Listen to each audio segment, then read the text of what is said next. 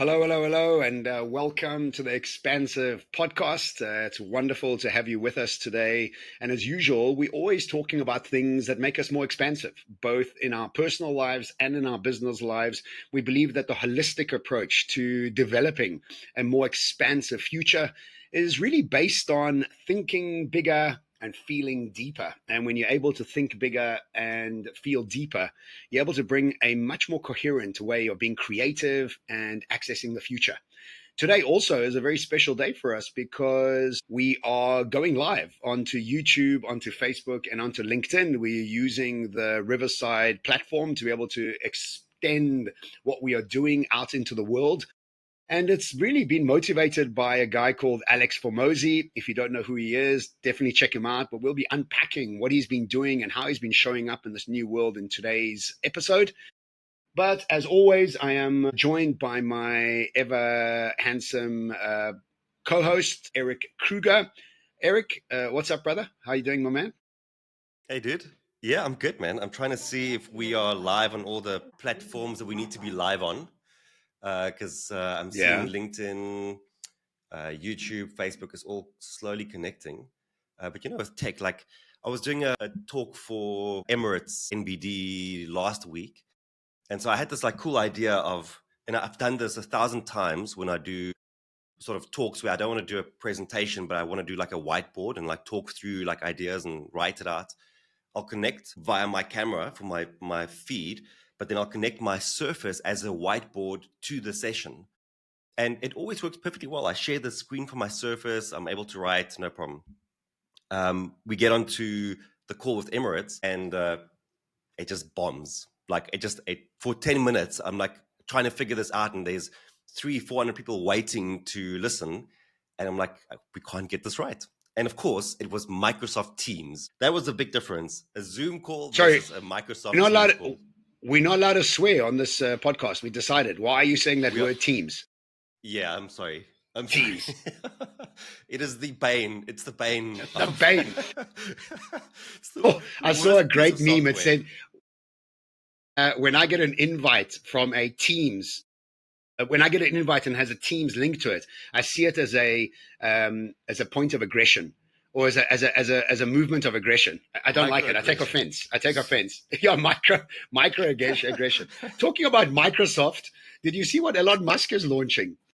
Did you see what Macro Elon hard. Musk is launching? Macro hard. That's so Elon Musk. What are you launching? Macro hard. Oh, brilliant. Microsoft. Yeah, brilliant. Dude, it's so funny, eh? All right. So we have today a. we want to talk about a few things. Give me 1 sec. Maybe Go ahead. just where are you? Let's just kill a little bit of time. I just want to see if we are live. You are So in Zurich today. I am in Zurich. I'm speaking for Swiss Re, who are the reinsurance company for all the insurance companies. It's my second time back working with them, and I'm really looking forward to it. It's the new leaders that their board. You know what's so funny? It's their board has given their new set of leaders 5 questions to workshop and to figure out what the future is about.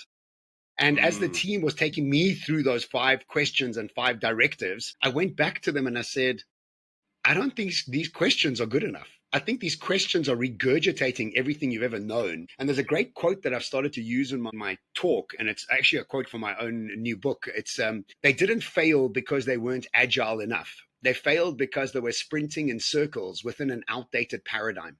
Agility in a broken system is just faster irrelevance.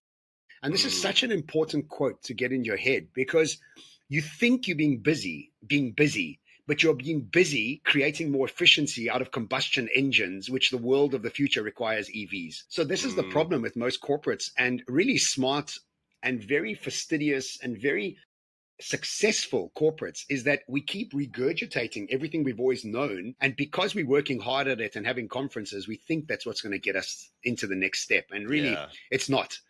And so looking forward to changing their questions. And I think this is something we spoke about in our networking masterclass is the real way to gain a power dynamic with a client or with whoever you're working with on a brief or any of those things is help your client change the question that they're asking you. In that space, what you do is 2 things. You educate them and you own the power dynamics in the conversation. And it's always it's soft power that you have to bring across, because you have to listen to the questions, you have to be elegant in your response to them, and then you have to say, look, I have a slight suggestion. I think the question would be better asked in this way about this thing. And it was funny because the people that were briefing me from the company were all like, shit, he's right. Those questions aren't large enough when you start to realize the change that's coming, So yeah, really looking forward to it. And thank you so much, Swiss Re, for inviting me back. And this is what we do. We don't come in to pat you on the shoulder. We come in to stretch your imagination. I think ultimately that's probably one of the best gifts you can give someone is a better question. And it can be tough because, That's right. As you said, like from your vantage point, you develop a certain set of questions based on your competence, your expertise, your experience. And very often what you need is someone to provide you with a completely different question for you to ponder. And I see this in coaching pretty much all the time, is that all you are really trying to do is to get people to think about things they haven't thought about before, or to think about it from a slightly different perspective. And I think in today's world, number one, what you really need is a different question. So like you are doing here. And number two, and I'm going to publish something just a bit later today on this, is I think we need to call our shot a bit more. We're in a world where there are so many questions being pushed at us all the time. And I think what this often leads to is just indecisiveness. There's just so many, like you take Swiss Re as a good example now, 5 questions. But within those 5 questions live multiple complexities and multiple things that will need to be moved around. And like it's 5 questions with huge repercussions and consequences. And so we can sit with those questions for a very long time, and we want to make sure we get the answer right. But the problem is that the longer you sit with it, the more you fall behind. And what you might find yourself doing is drowning in indecisiveness. Whereas what you'd rather do is just do something. It's like, call your shot. Say like, this is what we're going to commit to. And if it's wrong, it's fine. You can change it. But at least then you are learning something in the process. And I think very often we just get paralyzed by all of the things happening around us.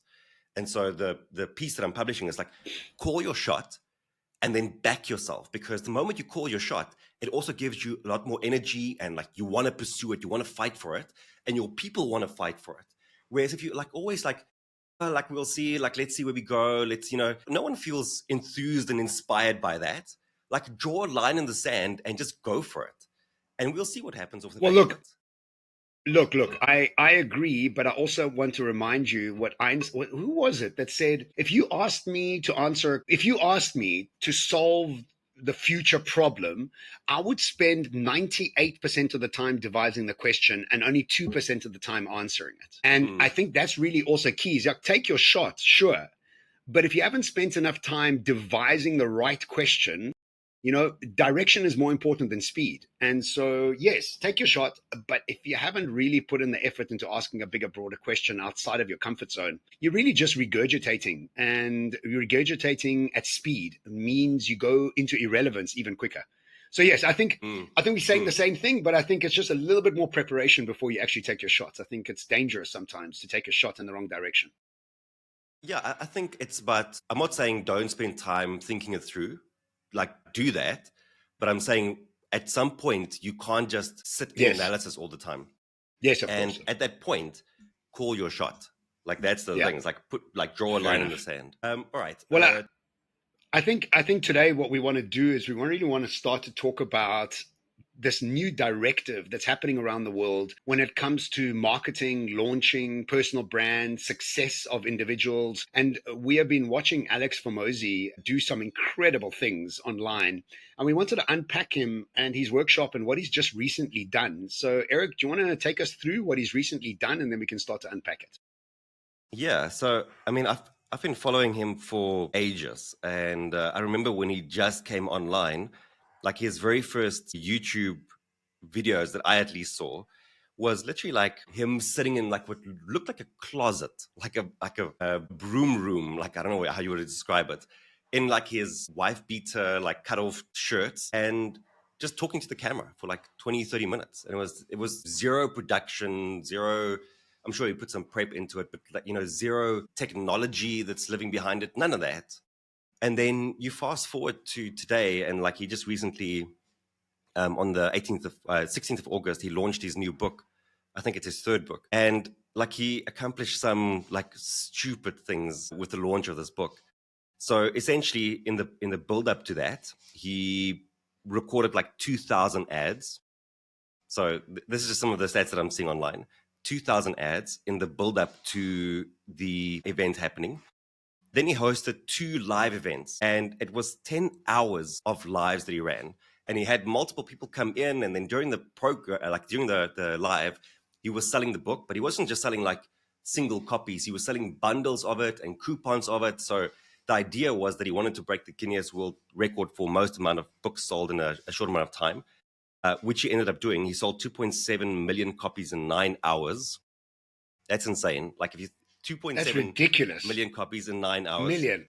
But you have to also understand it wasn't just physical copies, it was coupons for the books being sold. So he was smart in how he packaged it. And ultimately, it led him to $81 million for the launch day revenue. $81 million. So, I mean, just mind-blowing the amount of effort and time and the intensity at which he came to with this launch. I think it's made people completely rethink what this could look like.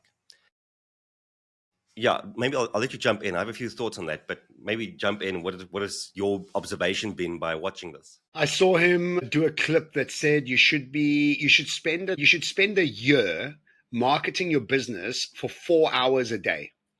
It says if you market your business for 4 hours a day for 1 year, you'll never have to work again in your life. Mm. And I thought to myself, wow, that is serious commitment and serious effort. And I realized that I've been seriously slacking. And I am busy online. It's not like I'm not busy online. But I realized that the tempo that I've been taking has been a lot more conservative than I should have been focused on. And I have been pressing the button this year to really market more. But then I messaged you the other day on WhatsApp. I said, what did I say? I said, buckle up, because what we have to do is we have to expand our marketing even further. And really what's got me thinking about this is that in the recent sort of 3 weeks or so, I've had more inquiries than I've ever had in my life. And every time I ask the clients, where did you find me? They're like ChatGPT. And I was like, yeah. And most of them are ChatGPT. So now obviously ChatGPT is crawling the internet. And because of my 3-4 years of fastidious SEO work with Carl, it's now obviously being picked up by ChatGPT. And I started to realize that there are so many people out there that we have not touched the surface. Even Alex Hormozi. Ask people around the world if they know Alex Hormozi. And hardly anybody knows Alex Hormozi. And he markets 2,000 ads, 4 hours a day. He made $81 million. Guys, $81 million in 9 hours work. Obviously, he did all the prep and all these branding. But that is showing us that the world that we're living in today is so predetermined by the attention economy that everything leads off the attention economy. And just in recent days, I've been watching people online, and people aren't that amazing. They're just recording. They're just documenting. It's like even the stuff they're putting out there, it's okay, but they're in my vision. I'm like watching them because that's what we're watching. And so what I'm really moving towards is documentation, more and more and more of just documentation. And I don't know. I feel both enthused, excited, a little bit overwhelmed, because everything we've done to date is almost irrelevant. And book launches and all these other things, they just don't touch the surface when you start to see what Alex Hormozi has done. And so we really have to start to rethink how we approach and how we document and how often we post. So yeah, I mean, it's a big question. It's a big mission that we have to get to. I think it's, you have this perpetual tension when you're a content creator between volume and, quantity and quality. And that's always a big trade-off, because if you're a solo operator, then it's very difficult to push out a lot of content. And at the same time, you very likely might run into burnout. And this is actually something that on YouTube is like prevalent. Like, big. Don't look at that's right. YouTube creators. They burn out all the time because there's this consistent pressure to be on the platform. Because if you're not, then you lose that sort of top of mind from algorithm. People. Yeah, and so you want to keep feeding the algorithm. Make sure you stay top of mind. But of course, people think it's easy to just flip up a camera and hit record and, you put something out into the world. It's not, because you always want to make sure that you land it. You don't want to just come across, I think at a certain level, there's a certain quality that you do want to maintain. Initially, quantity is good because you're just kind of figuring out the market.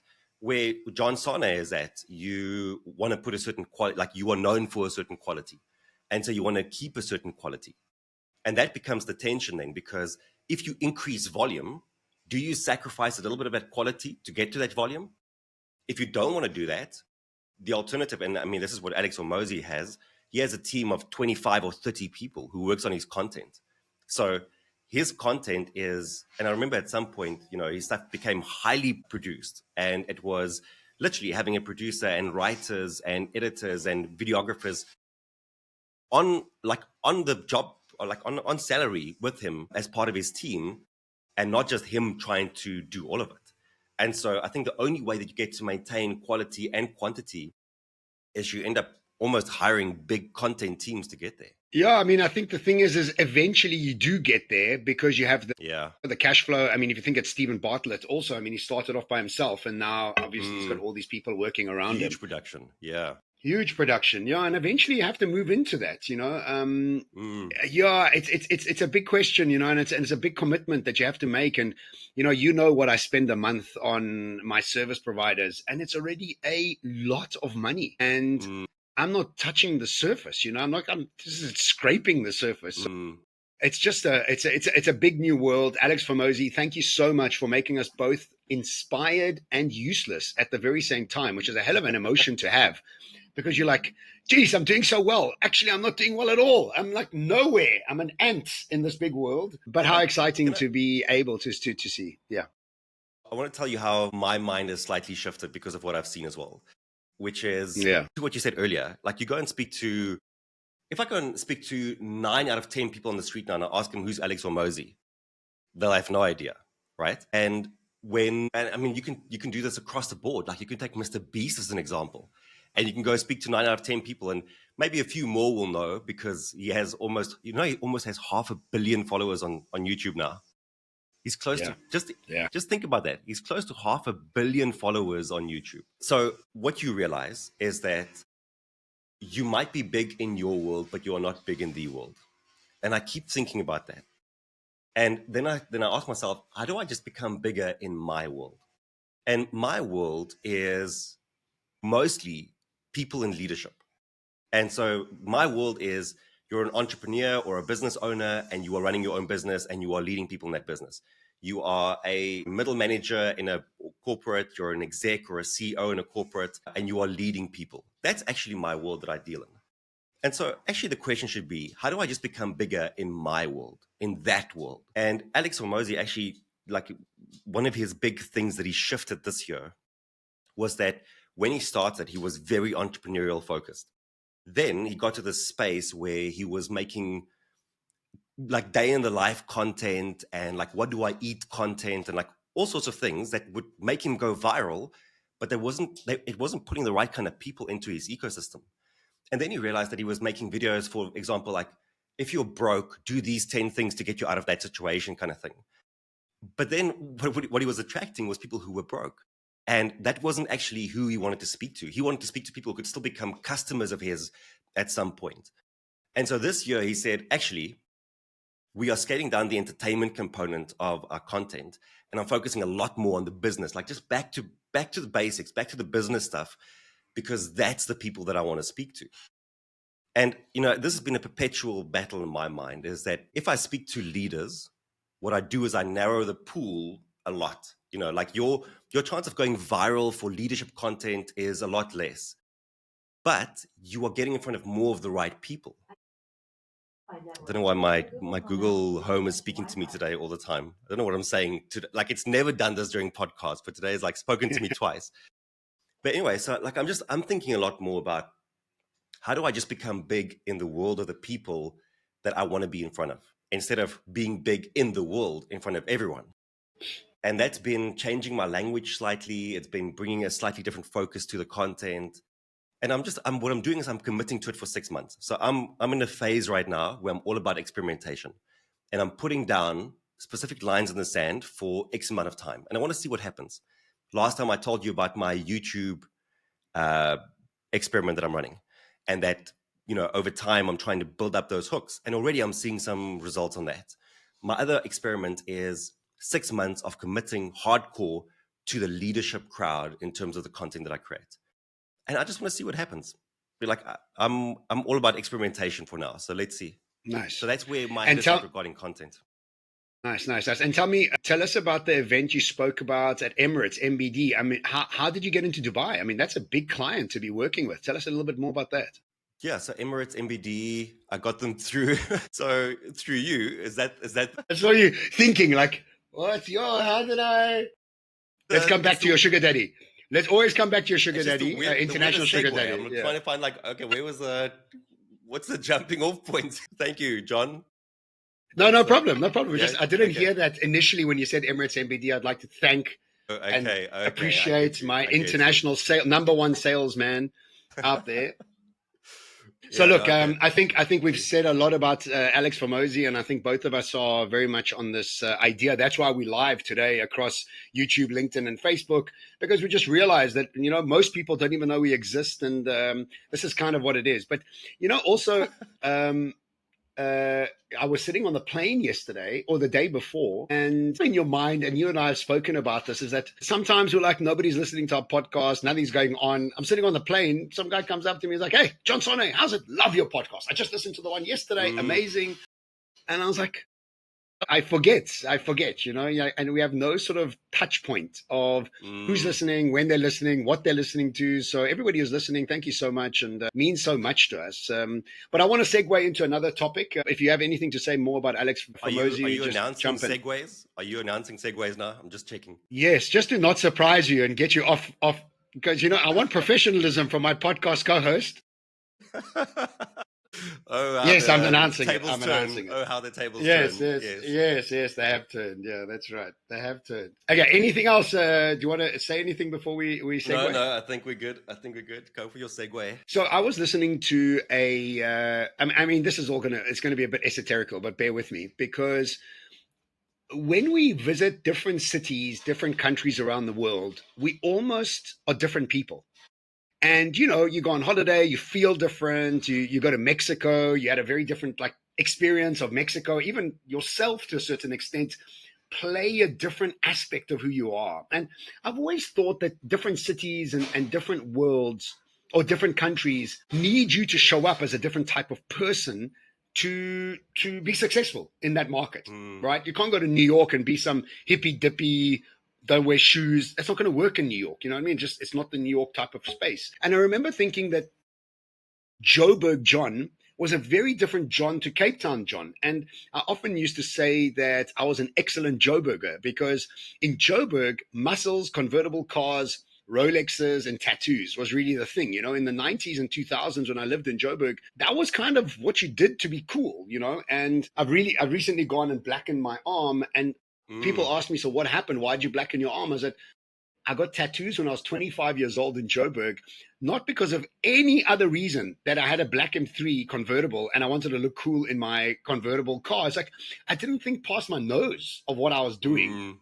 And in Joburg, that was my armor. And then when I moved to Cape Town, the armor changed. The slip slops, relaxed, life balance, Then I go to Dubai. And dude, I am a production machine in Dubai. I've never been fitter. I've never put out more content. And then I was listening to this teacher, and this teacher was talking about the fact that we have, it was a teacher about abundance. And the abundance teacher was saying, you have to check in with your 4 bodies to see what your 4 bodies are doing when it comes to the topic of abundance. And I thought that was a bit strange, but anyway, I carried on listening, because I always like listening, even if I don't agree. I'm always a yes and kind of guy. I like to discover new things. And what she said was, you have an emotional body, a mental body, a physical body, and a spiritual body. You have 4 bodies. And what you have to do is you have to almost create characters or personas out of each one of these bodies and speak to them and ask them if they have any blocks around money. And I did that exercise, and it was funny because my emotional body felt a little bit nervous to bring money in. And my mental body was too logical about bringing money in. And I was like, wow, I'd never even realized that those two bodies, my physical body and spiritual body, didn't have any issues around that. I've now, for the last sort of 2 or 3 weeks, is really connected with those bodies and spoken to them and put them at rest and coached them into putting more, being more relaxed around bringing more money and more abundance. And off air, I was telling you that I had a discussion with a friend of mine who's a billionaire. I had dinner with him last week, and I was telling him, he was telling me how he makes money and how much money he makes. And I told him that it seems as though he's changed the rules of what money making is like, because he doesn't live in a world where he have to put effort in to make money. He's totally dissolved that world. And so he makes millions a day and billion. Like, I mean, it's ridiculous, the numbers that he makes. Very far off from the way I think about money. And look, I'm successful. It's not to live a great life, but he lives in a different realm. And and I know you as well. I mean, the other day you sent me a picture of you walking with your dogs, listening to Dr. Joe's new meditation. And I haven't stopped listening to that meditation. It's called the Abundance Meditation. It is the most beautiful, empowering. It's an amazing, amazing meditation. It's one of his best he's ever had. I mean, I've had it on repeat and it's 90 minutes long. And I started to realize that our emotional bodies not only have their own personas, issues. Some people have terrible physical bodies. Like their physical body is not in a happy place. And you can see this. They're sick or overweight or, they've got ailments. Their physical body is in an uncomfortable place. But I also started to realize that every city in the world accesses a new type of body. And I realized this because over the last 6 weeks, I've been living in Cape Town. And dude, it has been such an emotional 6 weeks. Emotional. Like, in the depth of my own stories and my brain and in my heart, and almost melancholic in many ways. And I realized to myself, this is not the John who lives in Dubai. Like, John in Dubai never goes through this. John in Dubai is operating, moving, training, eating well. Let me tell you, Cape Town, emotional and eating badly. And I was like, what is going on here? Like, this is not this. I don't know. I don't recognize this person.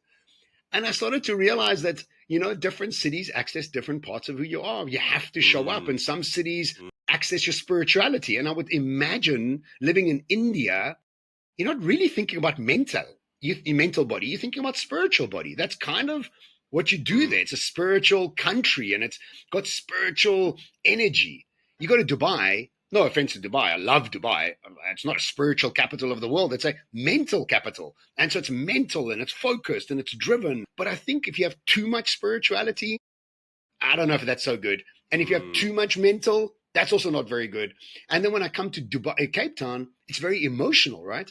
And I think what happens to people who live in Cape Town is they become addicted to those emotional spaces, and you start to vortex in that emotional space. And all my friends in Cape Town will say to me, oh, I love the city. I'm never going to leave. Look how beautiful it is. And I'm like, you're absolutely right. It's beautiful. It's gorgeous on every level. But all you're doing is accessing your emotional body here. You're actually not accessing your mental body, because in Cape Town, work is the enemy. Like, nobody wants to work. It's not a workplace. Like, nobody, look at you. I mean, I'm playing paddle, I'm playing golf, and look, it's awesome, but it's not an evolving, moving place. So I think ultimately what's happened to me, and just to close this sort of like monologue off, is spend time in different cities. Spend time in different cities, like time, not just a week, not just 5 days, time, because you get this incredible opportunity to access a different version of yourself, a version of yourself you most probably haven't met before. And then take the time to speak to your 4 bodies, speak to them about all sorts of different things. And I do this now in a sauna. When I sit in the sauna, I have a whole new ritual that I'm operating as I'm checking in with my bodies, checking in with my energy field. And I heard this amazing thing I learned from Dr. Zach Bush in Costa Rica. He said, the energy body that you have around you is like your digestive system. If your digestive system has been overloaded for many, many years, it can't deal with foods anymore. Like, it's hypersensitive to certain foods because you've revved it too hard, too far, and your digestive system's just not dealing with it.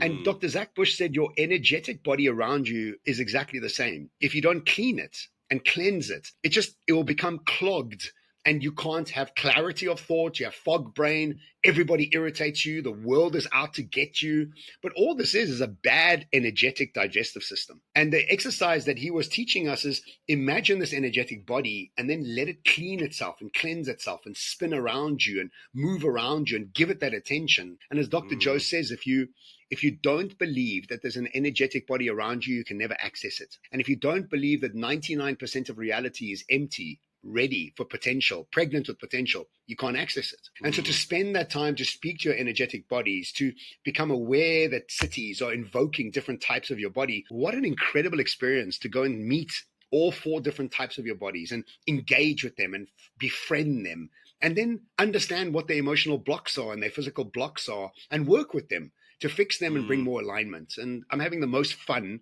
dealing with all of these bodies inside me. I know I sound schizophrenic, but I'm having a great time. Me and all my 4 friends, we're having a wonderful time. Yeah, listen, I fully agree. And I think that when I lived in Joburg versus who I am today, vastly different, purely because of the environment that you find yourself in.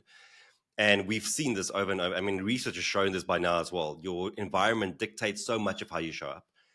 But I also think it's interesting because Cape Town is at the moment like the startup hub of SA. Like most of the big, like innovative tech companies are starting in Cape Town. True. And so I also think that's true. You'll find a different body for a different person in the city. I find like when I go to Cape Town, so we are like, for those listening, 45 minutes from Cape Town, we're in Somerset West. When I go to Cape Town, it for me is a space of like creativity and I almost want to say like mastery, like because we mostly go there for the restaurants, and like you have the most incredible restaurants in Cape Town. And so when I go there, I'm always thinking like it's such a place of creativity.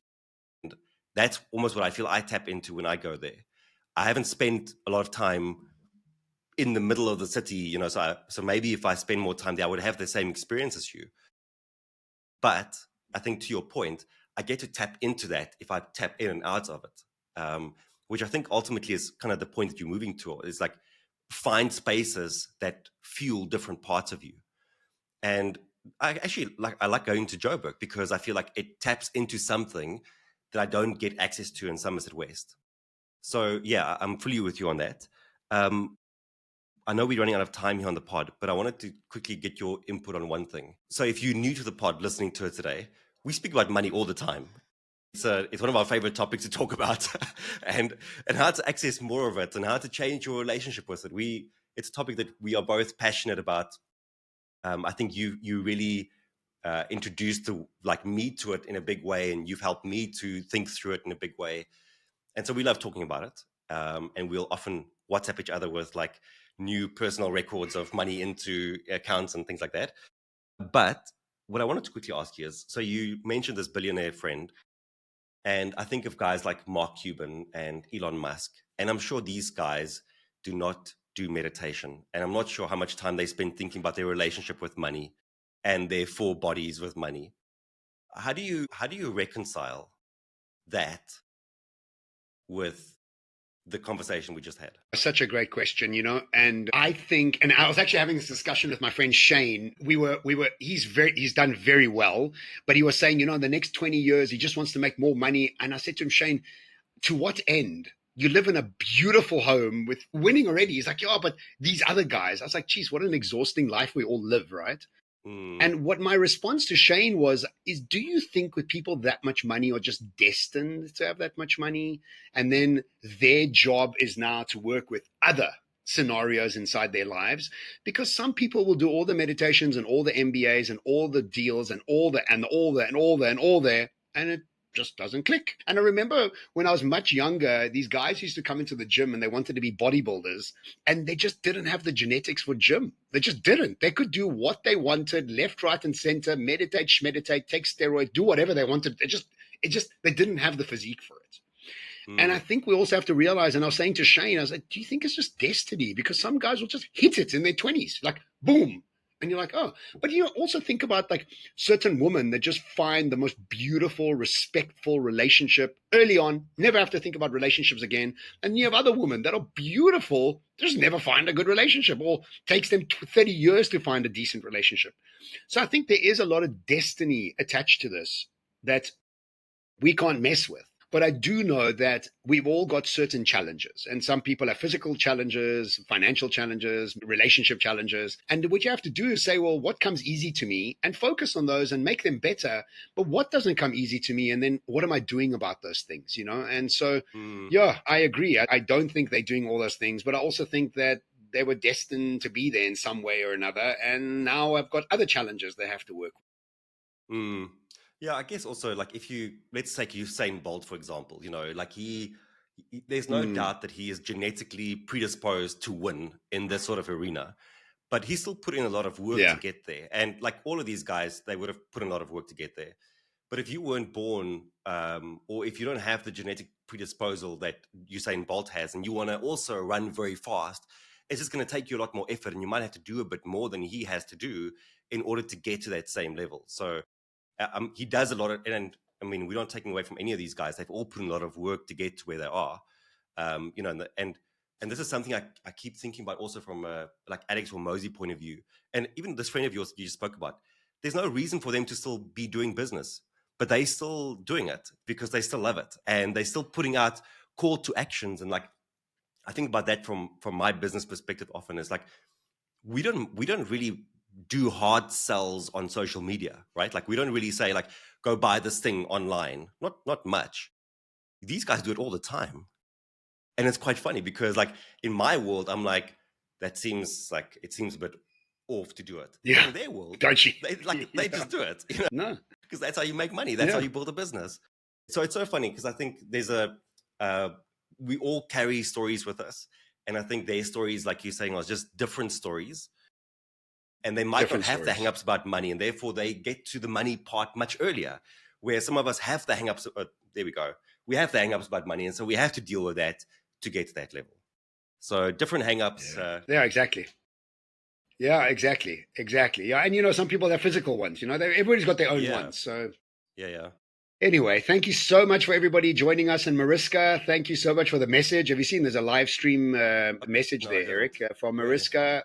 Yeah, me Yeah. too. I just saw it now. So thank you so much, everybody, for listening. Wonderful to be with all of you. And remember that you can connect with Erik and I on socials. We're always up for a good conversation or suggestion of what we should speak about. And after 280 episodes on winning Best Podcast in Africa last year and having a best-selling book, we have always got an expansive mindset to learn more, unlearn more, and really help ourselves expand while taking our audience with us. So until next week, stay expansive. Ciao.